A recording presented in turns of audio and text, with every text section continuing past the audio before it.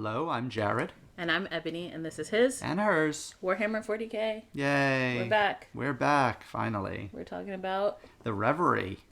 By Peter Fehervari. Oh, and also it's Easter, so happy Easter, or Shag Sameach. For Passover. For Passover, that's right. Yeah. So, The Reverie, I believe, is the fourth major novel by Fehervari. I'm a big fan. I've read almost all of his other works, all of his novels, and probably about 80% of the short stories. He's famous for the Dark Coil, essentially this weird, non-Euclidean connections between all of his stories of places and people and time. Every story has multiple layers that you can dig through to find connections, both obvious and not so obvious. You love it. I love it. Oh, this Fehervari's works and the Dark Coil in general is really the kind of series that you put up the corkboard and you start drawing the red strings between everything. I'm not a fan of his. I feel like you don't really care about story connections for the most part. Like, you prefer linear book series. I would like connections. Okay. If I thought they were done well. That was a very PC answer. Like, I don't think... I guess I've read a lot of parts of the Dark Coil in novels, right? One... You might have read all of the novels, okay, with none of the short stories. So, like, I think if I thought any of those novels were super great, I would care about the connection. But it's that, like, they're all just, right? I was, like, at 75% on my Kindle for this one, and I was like, is it gonna be scary? No, like, it's Warhammer horror. Like, don't put horror in the title if you don't mean it to be scary. You don't think any of the Warhammer horror books are scary, though. I liked the other one with the basement in your house and you go down the stairs. House of Night and Chains? Yeah. Yeah. I liked that one. Because David Annandale knows what he's doing with that. Too bad he doesn't know what he's doing with anything else. That was a good one, and it was scary. I just feel like these are like Warhammer slightly unsettling. Well, like so, and I've read through his interviews about it, and he has said, this is about being unsettled. It is not about you don't sleep at night, shocking... No, horror. I'm not all like, it doesn't have to be all gore and shocking. I don't it's even gotta mean... be. It has to be scary if you're gonna call it horror. Like, there has to be something more than slightly unsettling. Like, this is like. Also, it takes a ridiculous amount for you to be considered unsettled, except in your own head, in which case you are unsettled all the time. Yeah, this is kind of like, I don't know, the power went out on my street tonight, and like, oh, that's kind of a bother. That's the maximum level of scary. It's more than that. I don't know. Let's tell the story, though. Okay. So, The Reverie focuses on three primary characters, I'd say. Yes. You have Tarsum, who is part of a cult that seems to be sanguineous fanboys. I will say, okay, in support of how we feel about this book, that the opening is great. That this... Tarsum, the focus on Tarsum. Like going on this journey to this place where this Blood Angel successor chapter is on this planet Malpertius, and like he's traveling through this forest, and it's like this abandoned ghost town, and it's kind of creepy, and he feels like he's being haunted by a creature that he can't see. All of that is beautiful and perfect. And if the rest of the book had been that, I would have been like, yeah, I'm into this. Then it just kind of like meandered, and you're right, maybe it's I like a nice linear story. It is relevant, but it's relevant like tangentially and like But that's sort of how the whole Dark Coil works, is yes, everything is tangentially related, and it just kind of brushes against these little story beats. Yeah. And in fact, that literally happens at parts in the book, also in parts of Requiem Infernal, the previous book, where there'll be like there's a scene where they're traveling through time in the Reverie, where Tarsum is following Satori, and there's like flashes of different events happening. Yes. All of those are other individuals from other stories in some way connected to the events that are happening here. Gotcha. Yeah, like, I mean, I could get down with it, but, like, for me, now that I'm really thinking about it, because we read this book a while ago, we've been slow, that the first, like, 50 pages or so is my favorite part of the book. Okay. And that's because we have the main first-person perspective of Tarsem, who is a human whose understanding of the Blood Angels is, despite being part of this group that supposedly is out there to chronicle and exalt the Blood Angels and all of their successors, really has kind of a superficial understanding of them. Yeah. Doesn't really get it. Right. And like, he happens upon the Angels Resplendent, which is the successor that almost no one really knows about because they're way out on the edge. And there's a great section of it where it talks about, because of their position, getting to them, like, the navigators needed, it is more art than science, which I think is very appropriate given who the Angels Resplendent are. Because they are essentially outside the light of the Astronomicon. Gotcha. Yeah, I think the opening's great. And then we switch gears and we're on a ship. To Cervantes, who is a Space Marine captain of the Angels Resplendent. The Angels Resplendent use all sorts of different terminology than what you would normally expect from a chapter, which I love that kind of stuff. Like, I know it can cause some confusion in terms of what people are... like known what's as a captain versus they have their own sort of like terminology intrinsic, but I don't mind that when in any Warhammer story. You just kind of pick it up as you're reading along that like this is some sort of nomenclature that denotes someone of some position, right? Right. If you're familiar with the normal structure of a Space Marine chapter, you shouldn't have a problem picking up on the differences here. Yeah, it's fine. And my favorite thing about him is that, like, he's got a friend who I think used to be their like section's leader. He was the previous captain. Yeah. Yes. He's like locked up in the basement because he might be a demon. Like. Yeah. And that's great. That seems pretty great. That was a pretty good scene. Yeah. Cervantes is basically part of this company that has been out as part of like the Wandering. Rhapsodies, their units are called Rhapsodies, and like what a company would be called. And one of them is the Wandering, but they're colors. It's like it's not. Is it colors? It's not colors. Yeah, there's one that's like building, one that stays on Malpertius and keeps their fastness. Yeah. There's one that goes out, which is Cervantes, and it's supposed to bring back recruits. Like, they're supposed to, like... They're not great at it. Yeah, they're bad at it. And apparently Cervantes, who is now the captain of this Rhapsody, no one else thinks he's good at his job. Yeah, he was chosen as the successor by the previous captain who is now locked up being mutated by chaos. Yeah, and he won't tell anyone where he is either. Like, he can't tell anyone that this dude's a demon. Everyone thinks the previous captain is definitely dead. Yeah, but we don't know that for sure. And they're all mad that Cervantes is now their captain because he's terrible at his job. And spoiler alert, he's not going to get better at it. He's bad at his job. So as part of, just to zoom out a little bit, the fact that Cervantes is bad at his job is a major element of the whole Dark Coil story. Oh, okay. And that ties into some of the other short stories that have been read. It ties into... It is known among those that know about the Angels Resplendent lore, they become the Angels Penitent. Okay. A polar opposite chapter to what they normally are. No art. The concept of art is seen as heresy to the Angels Penitent. The concept of hope and happiness are seen as heresy to the Angels Penitent. Well, considering this dude's best friend is a demon and they're all about to have a chaos event, whether are they wrong? Or not the transition from Angels Resplendent to Angels Penitent was a good or bad thing, I like that is kind of left up in the air. Okay, yeah. Each side of it has really serious problems to them that is not sustainable. Yeah, so Cervantes is leading this Rhapsody. They're on their way back to Malpertius with their recruits, which they're supposed to get so many. They got not enough because he's bad at his job.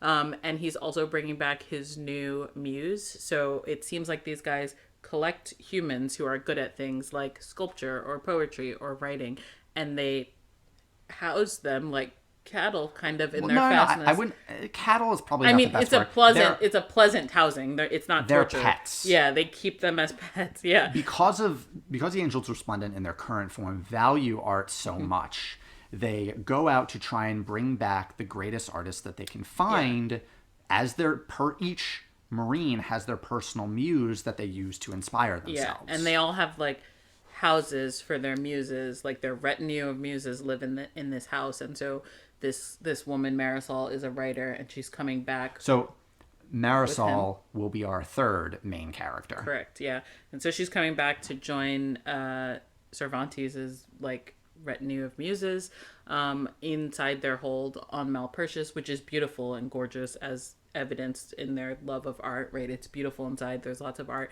made by Space Marines seems really weird. Just there's a lot of interesting art. So I think that's part of that is because they only really focused on the stuff that everyone was kind of like, why did you make this? Which most of that art in this book is because maybe you have a little bit of chaos happening. Yeah. It's like, why did you make this giant room of screaming sounds as an art?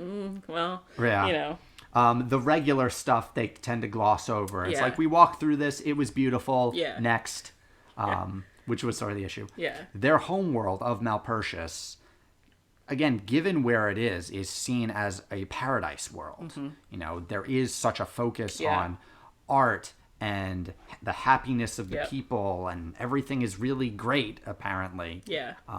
You know, from the outset, everything seems good. Everything sounds good to live on Malpertius. Yeah. So then, and also, I guess you should talk about the tech marine, about Zan. Well, we'll get to Zan a little Okay. bit more, but Zan was the tech marine that was assigned to Cervantes' company. He returned with them. He's responsible for. I do think this part is really cool. When they recruit when they get the recruits from different worlds, in order to keep them from aging out of the appropriate implant age for put them in Astartes. stasis. Well, no, they don't put them in stasis. And I think if they could put them in stasis, it would be easier. They freeze them. I assumed it was freeze. I was thinking it was cryostasis. Right. Well, so there's cryostasis, but traditionally in 40K, stasis has a different meaning. It doesn't imply cryo. Yes. Stasis is time is Suspended stopped. animation. Yeah. Whereas this Is sort of our thoughts of traditional right, cryostasis. it's traditional cryostasis, And it can fail and you can die. right. Yeah. So it is a very precise process to bring the recruits out alive. Yes. And a few don't make that. And Zan, who's the tech marine who is responsible for this, is not happy that things didn't go perfect. I mean, maybe he's also bad at his job. It sounds like we have a problem wherein everyone's a little bit bad at their job. I mean, in his defense, it may not have been his fault.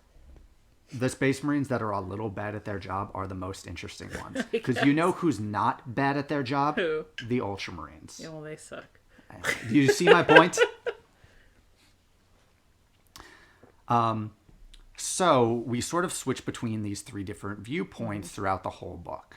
What we cut back to, I believe, is Tarsem. So Tarsem lands on Malpertius and is trying to make his way to the fortress monastery of the Angels Resplendent. In order to get there, he has to pass through something called the Reverie, which is what the book is titled on. Yep. And the Reverie is this almost traditional fantasy little forest realm where it's always winter there and you don't know where you're going and time doesn't flow properly.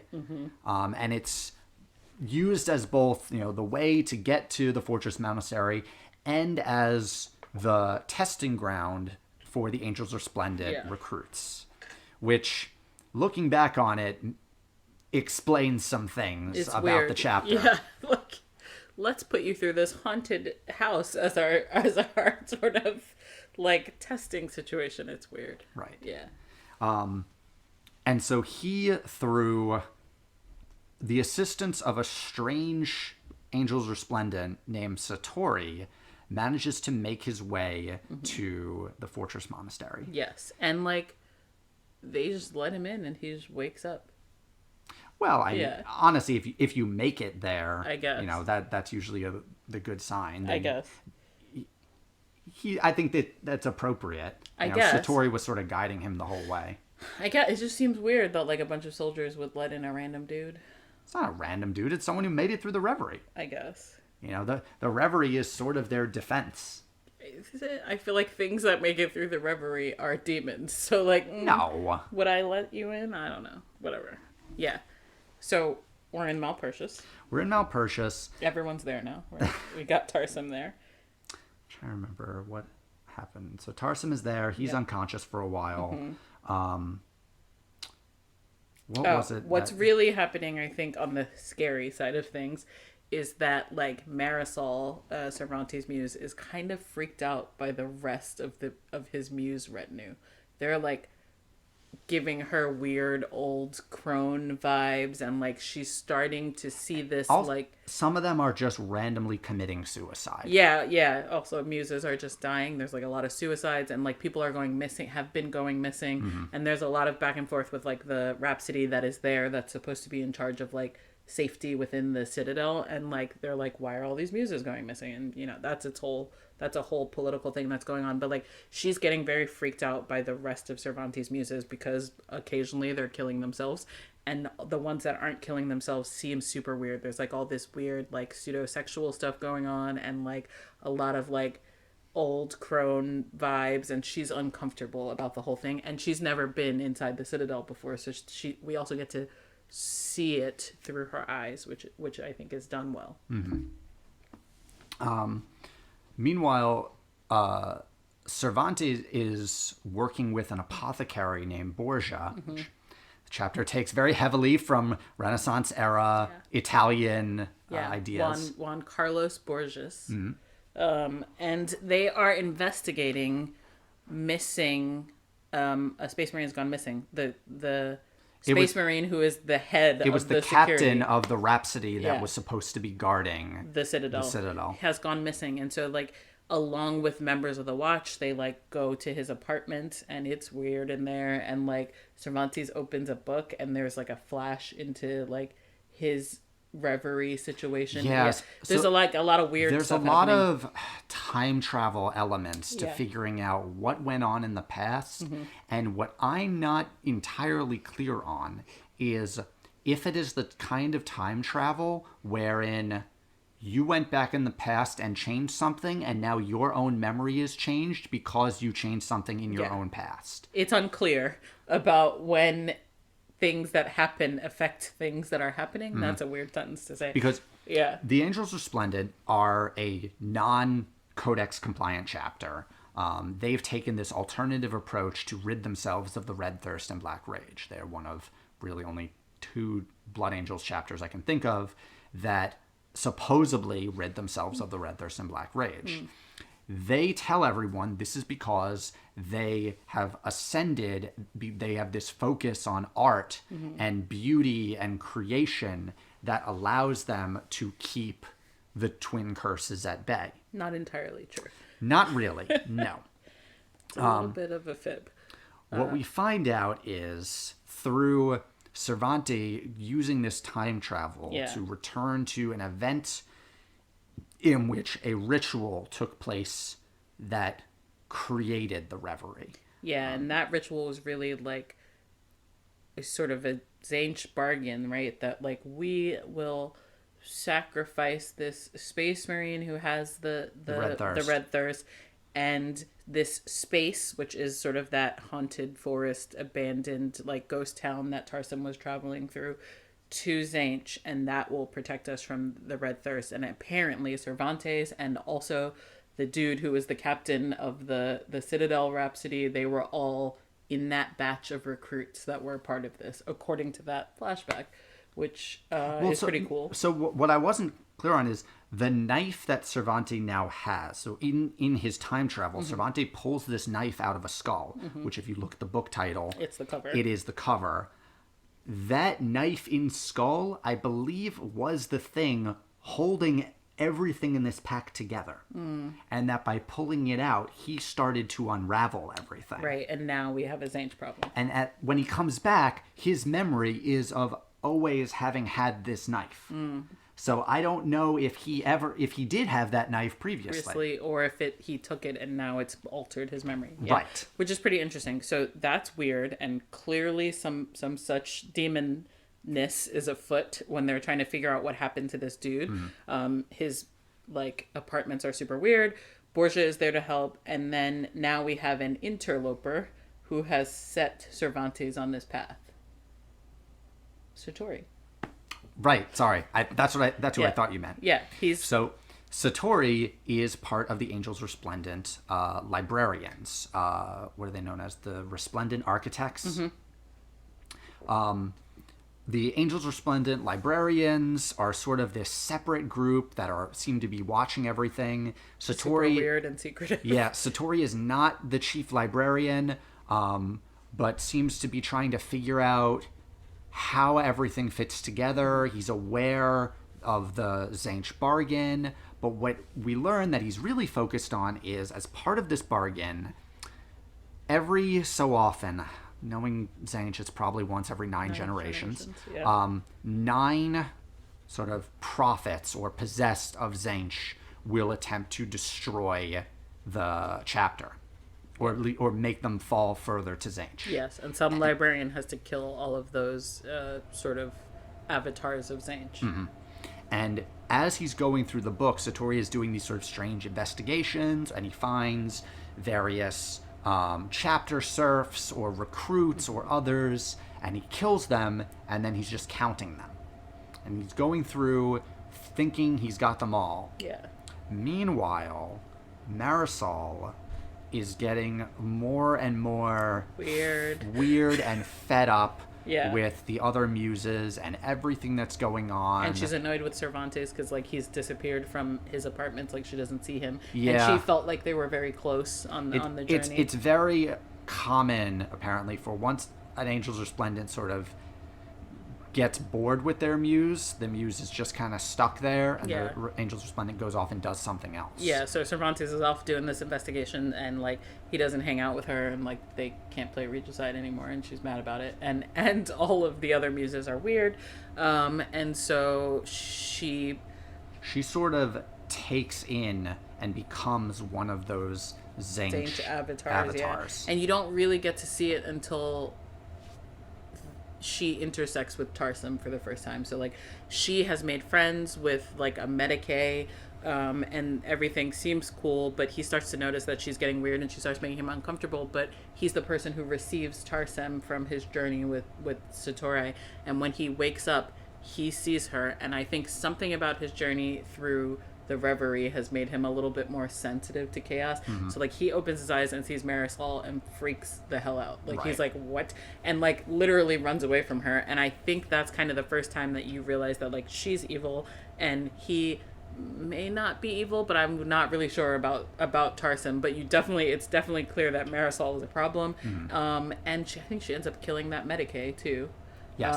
It's a whole thing. So if you remember the way he died, no. To the plant. Oh, that's right. Like a plant. It's a pretty terrifying scene. It was very like Audrey to Little Shop of Horrors. He got plant eaten. That same plant with the body still in it is in a short story that we had read previously. In the future, once they're the Angels Penitent. Gotcha. Okay. Well, that's how that body got in that plant. Yeah. Explained. Yep. Yeah, and so Cervantes and Sartori and Borges, the apothecary, are trying to nail down who the like last 2 avatars of Tzeentch are, and they don't know that one is Marisol. And no, Satori knows it's Marisol. He does, okay. But Satori thinks she is the 8th avatar. Okay. I think the one that they don't know is Zan, their tech marine. Yeah. Who, throughout this whole series, occasionally we cut back to Zan, who his own armor seems to have become possessed. Yeah. Or like splits off his sentience. And it's a pretty neat relationship. Yeah. He's got like a Zan Alpha and a Zan Beta. Omega, yeah. Like one is his sentience and one is his armors. Traditionally, if you're familiar with 40K, this would set off your AI alarms immediately. But I don't know if it counts as AI. Okay. Because it definitely feels traditional demon possession, I'd say. Okay. Yeah. So a big portion of the ending of the book is them trying to take down Zan. Meanwhile, Marisol is just building more and more power. Yeah. And she's like started this cult of muses that like, and they are sacrificing people to Tzeentch and like. Well, so she took over an existing cult. Okay. And I do appreciate when he does this is when, and he does this in a bunch of his books, when one chaos god starts to come to power, there's like hints of, oh, there was another chaos god trying to influence this. I smacked them away. Okay. The other muses already had a secret Slanesh cult. I see. And she was like, we're not about that Slanesh life. Well, so basically she found it, looked at it, and goes, oh, that's cute. Yeah. Okay. Because compared to the Tzeentch influence she had, Yeah. it was nothing. Okay. Yeah. Yeah, so she's got her cult going. They're sacrificing people. Some of those scenes are great. And, like, slowly taking over the whole of the citadel. Like, there are also these really cool servitors that they use that have, like, blank faces.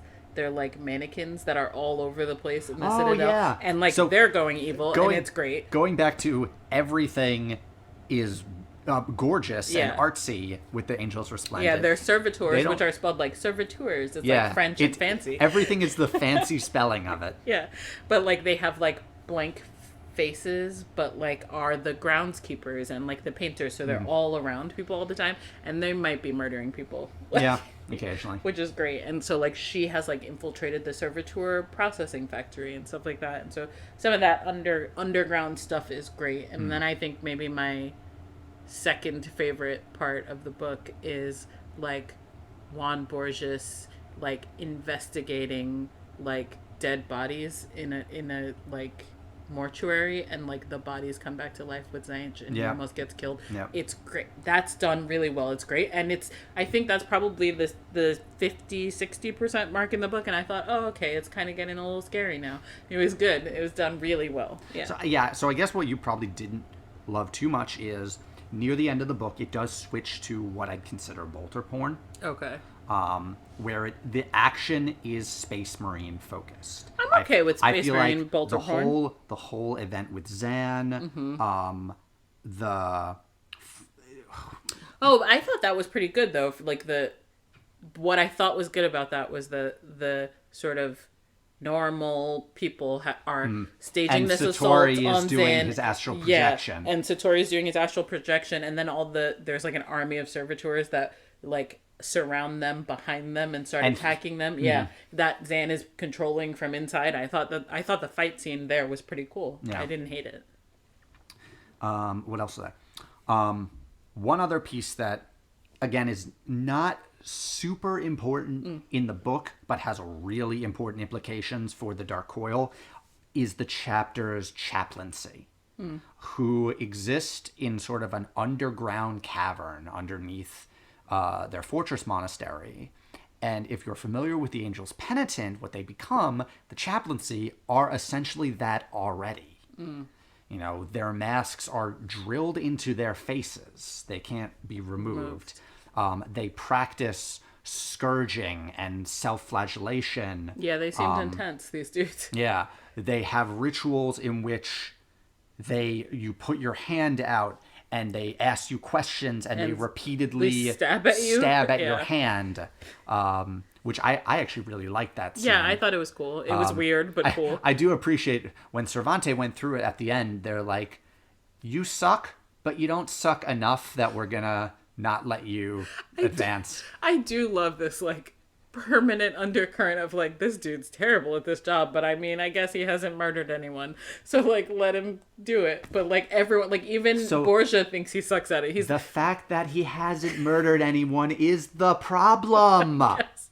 Yeah, even Borgia, who's, like, his ally the whole time, is, like, in fact, in that scene where he's meeting those dudes, the chaplains. Yeah, like, they call Borgia to testify against him. Like, should this man be captain? And he's like, definitely not. He sucks at his job. But Borgia is, like, a real stand-up guy. So when Satori and Cervantes come to him, like, we need sort of a watcher or, like, an unbiased observer to document this event. He's like, yeah, I'll do it. And he tells...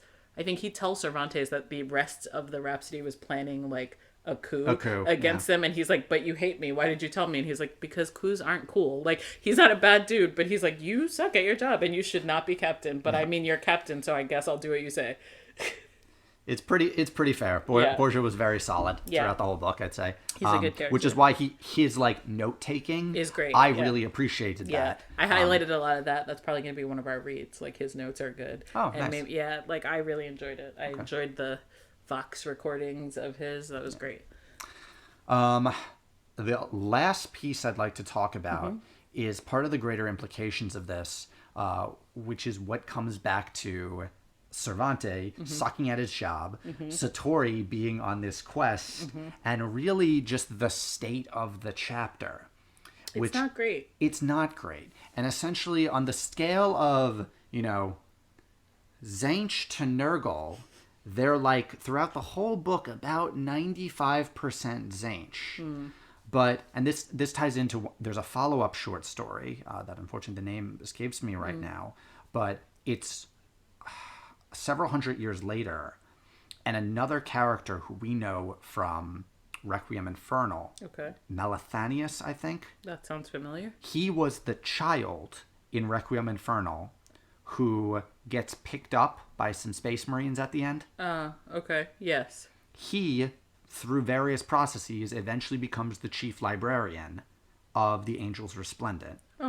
And is let in on the big secret. And the big secret is, we are trying to get the chapter to fail so that the chaplaincy takes over. Okay.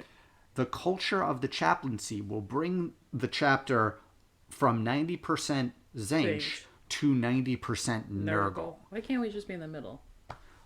Because the whole prophecy around this is by having these two almost extremes, and in the short story he has a vision of this, where basically by having the ritualistic power of the Tzeentchian side and the penitent and self-destructive Nurgle side, he can perform this ritual that will permanently wipe out the Red Thirst and Black Rage and rebirth the chapter. Okay. And then his plan gets fucked up and he dies. Of course. And the way he dies is just incredible, but I don't want to spoil that. Okay. But essentially, the librarians, the big secret is, they're trying to get the chapter to fall. Satori is in on this. They're trying to get the chapter to fall. Okay. And Melathanius does everything he can to get Cervantes to chapter master. Because he's terrible at his job and they will fail. And as chapter master, do you know what Cervantes does? No. He leaves and is never heard from again. Sounds right. Sounds right up his alley. Yeah. Yeah. I would not put him in charge of anything. Right. Yeah. He's not great at his job. So there is a full chaplain supported coup supported by someone named the Undying Martyr. Who is another character from another Fehervari book. I see. From Firecast. It's all connected. It is all connected. Yeah, we didn't hate this one. I would give this book a 6 out of 10. Yeah, I figured you'd give it a 6. You would give it a 9. I thought that's where it would be. Yeah. It's not terrible. I would recommend it. I would actually say this is probably the most straightforward of all the Fehervari novels. Yeah. It may not seem that way, but the fact that at its core there is a Space Marine chapter does give it a lot more structure. It was definitely better than Moldy Fungus Planet. She hated Firecast. It was terrible. Anyway, that's it. That's it for us. We're coming back next with... our next book is Lords of Silence. Which I'm loving. I had a feeling you would love. I love it. We previously finished Warhawk, and the Death Guard side of it just was everything for Ebony. Yeah, so I was like, you're reading Lords of Silence next. Yep. Without a doubt. It's great. Like page 2, I was like, this is adorable. I love it. Yeah, so like and subscribe and join us next time for Lords of Silence. Lords of Silence, yeah. Bye.